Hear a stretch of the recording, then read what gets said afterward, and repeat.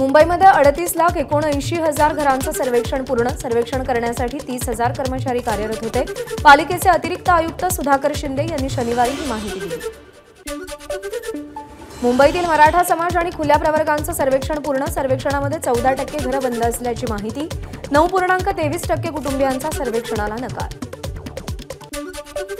16 नोव्हेंबरला आपण मंत्रिपदाचा राजीनामा देऊन 17 तारखेला सभेला गेलो। मंत्री छगन भुजबळांचा मोठा गौप्यस्फोट। लात मारण्याची गरज नाही, संजय गायकवाडांना उत्तर।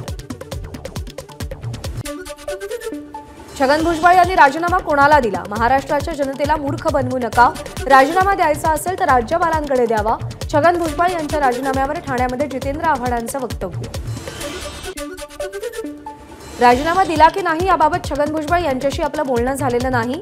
त्यांच्या काय भावना आहेत या निश्चितपणे आम्ही जाणून घेऊ। भुजबळांच्या राजीनाम्यावर सुनील तटकरेंचं वक्तव्य।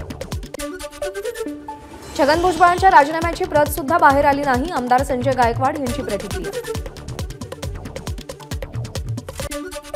उद्धव ठाकरे आज आणि उद्या सिंधुदुर्ग रत्नागिरीच्या दौऱ्यावर। सावंतवाडी, कुडाळ, मालवणमध्ये कॉर्नर सभा तर कणकवलीमध्ये राणेंच्या होम ग्राउंडवरती जाहीर सभा। सिंधुदुर्गामध्ये आज उद्धव ठाकरेंची सभा। उद्धव ठाकरेंच्या सभेला भाजपचा विरोध। आमच्या नेत्यांसंदर्भात आक्षेपार्ह विधान केल्यास उद्धव ठाकरेंची सभा उधळून लावू, निलेश राणेंचं वक्तव्य।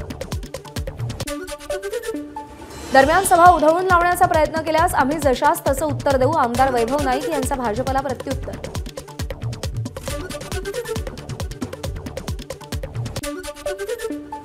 कुणी कितीही सभा घेऊ, महायुतीचाच खासदार येणार असं उद्धव ठाकरेंच्या सभेवर मंत्री उदय सामंत यांची प्रतिक्रिया।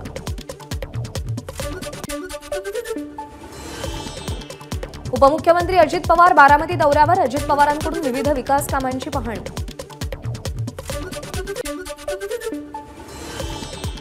उपमुख्यमंत्री अजित पवारांकडून बारामती तालुक्यातील मळदमध्ये स्केटिंग ट्रॅकचं उद्घाटन तसंच चंदुकाका सराफ यांच्या फार्मचीही अजित पवारांकडून पाहणी। सोलापूर महानगरपालिकेच्या इंद्रभुवन इमारतीला राज्याचे उपमुख्यमंत्री अजित पवारांनी सदिच्छा भेट दिली। उपमुख्यमंत्र्यांकडून इंद्रभुवन इमारतीच्या झालेल्या नूतनीकरणाच्या कामाचं कौतुक। महायुतीमध्ये शिवसेनेच्या कोट्यातील रामटेक मतदारसंघावर भाजपचा दावा। भाजपचे जिल्हाध्यक्ष सुधाकर कोहळे यांची माहिती। रामटेकमधून कुणी लढायचं याचा अंतिम निर्णय केंद्रीय नेतृत्व घेईल। रामटेक मतदारसंघात पुढचा खासदार कमळ चिन्हावरचाच असेल असंही वक्तव्य। 8 लाख किंवा त्यापेक्षा कमी उत्पन्न असलेल्या कुटुंबातील मुलींचं उच्च शिक्षण मोफत होणार। उच्च आणि तंत्रशिक्षण मंत्री चंद्रकांत पाटील यांच्या सूचना। जळगावमधील अंमळनेरच्या तत्वज्ञान केंद्रात साने गुरुजींचं वास्तव्य। साने गुरुजी ज्या खोलीमध्ये राहत होते त्या खोलीला साने गुरुजी स्मृती कक्ष असं नाव देण्यात आलं।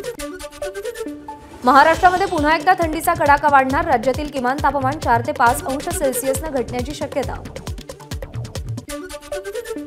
राज्यामध्ये आज नव्या 35 कोरोना रुग्णांची नोंद। 16 रुग्ण कोरोनामुक्त तर ऍक्टिव्ह रुग्णांची संख्या 240 वर।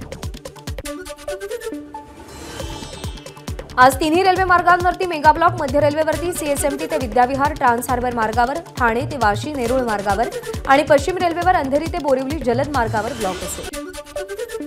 पुणे लोणावळा मार्गावरती आज रेल्वेचा मेगा ब्लॉक। ब्लॉकमुळे पुणे लोणावळा मार्गावरच्या 16 गाड्या रद्द तर काही गाड्या उशिरानं धावणार। ठाणे स्थानकामध्ये विना तिकीट प्रवास करणाऱ्यांवर कारवाई। 1731 फुकट्या प्रवाशांवर कारवाई करून 6,02,000ची दंड वसूल।